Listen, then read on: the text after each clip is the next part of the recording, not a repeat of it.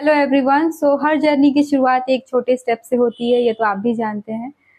आज जो है वो मेरी जर्नी स्टार्ट होने वाली है, जो कि वेट लॉस की जर्नी।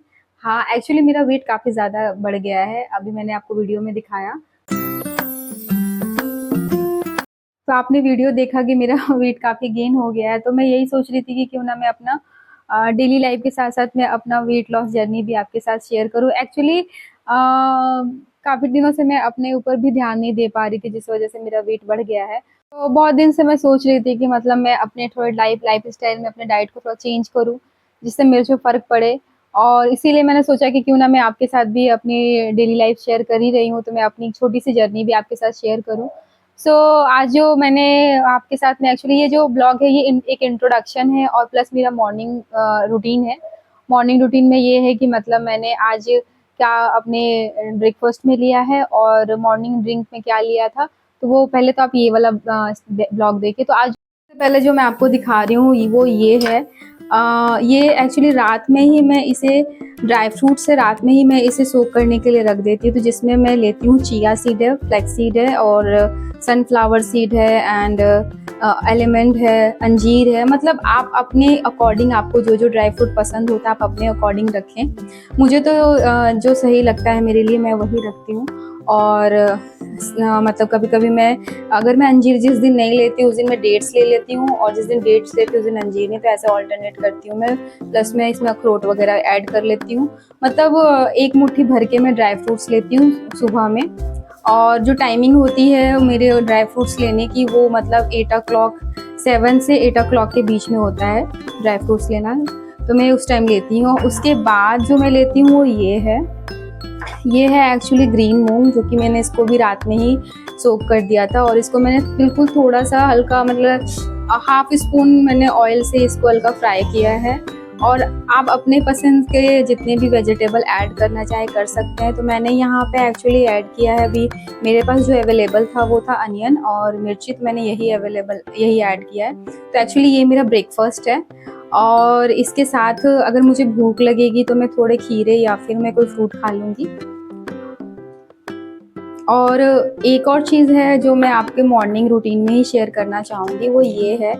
ये एक्चुअली मैं एम्प्टी स्टमक ही लेती हूँ मॉर्निंग में, कभी-कभी मतलब अल्टरनेट डेज़ पे लेती हूँ, डेली नहीं लेती। उससे क्या होता है कि बॉडी क्लेंजिंग होता है। तो ये लेती हूँ। कुछ मल्टीविटामिन्स है जो मैं लेती हूँ, जो मैं आने वाले ब्लॉग में आपको बताऊँगी। तो जैसा कि आपने देखा कि मतलब मैं सुबह में मेरा ये जर्नी रहता है। कुछ चीज़ें होती हैं जो हमें, जब भी हम कोई डाइट स्टार्ट करते हैं तो उसमें हमें ध्यान देना चाहिए। तो पहला तो ये होता है कि आपकी स्लीपिंग आवर कितनी है, मतलब मिनिमम 8 घंटे है या नहीं। मिनिमम 8 घंटे तो होना ही चाहिए। और दूसरा ये होता है कि आप अपने डाइट में से जो आपके शुगर की क्वांटिटी उसको थोड़ा कम कर दीजिए। जैसे आप बाहर की चीज़ें ले रहे हैं वो भी कम कर दीजिए, जंक फूड कम कर दीजिए, स्वीटनेस थोड़ा कम रखिए। अगर आपको बहुत ज़्यादा लग रहा है कि नहीं मुझे नहीं रह पाऊँगी, तो उसकी जगह आप थोड़ा-सा जैगरी यूज़ कर सकते हैं, या फिर खांड आता है वो आप यूज़ कर सकते हैं। तो ये सारी चीज़ें होती हैं।